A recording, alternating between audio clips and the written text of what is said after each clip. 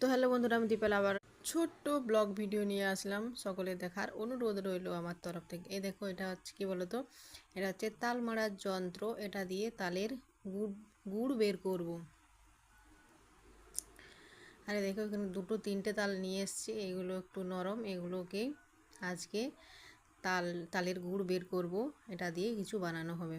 তো চলো, এগুলো আগে আমি ভালো করে দেখে ফাটিয়ে নিই, যে পোকা টোকা হয়েছে কি না ভালোভাবে দেখে নিই।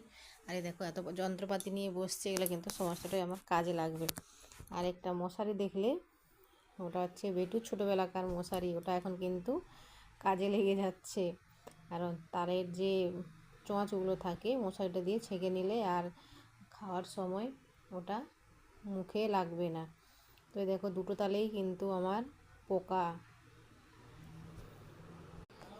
দুটো তাল নিয়ে বসছিলাম, সেই দুটো তালেই কিন্তু পোকা হয়ে গেছে। যা, ভাগ্যটা খুবই খারাপ। ভেবেছিলাম দুটো তালে অনেকটা গুড় হবে।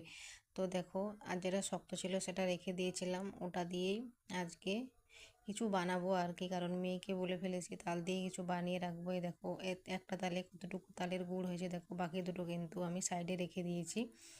আর এই তালটা দিয়েই আজকের কিছু বানাবো।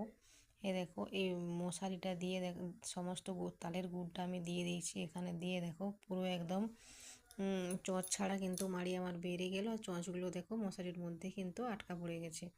এবারে কিন্তু খেতেও আর মুখে লাগবে না।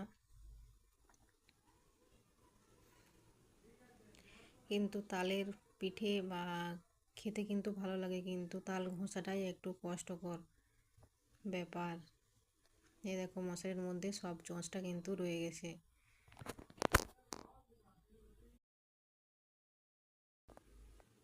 তালটা যদি আমি না ছেঁকে তো পরে আমি যদি কিছু বানাতাম, তো এতটা কিন্তু চোঁচ কিন্তু তার মধ্যে থাকতো। দেখো, এটা কিন্তু এখন পিওর মাড়ি আমার। চলো এখন টাটা।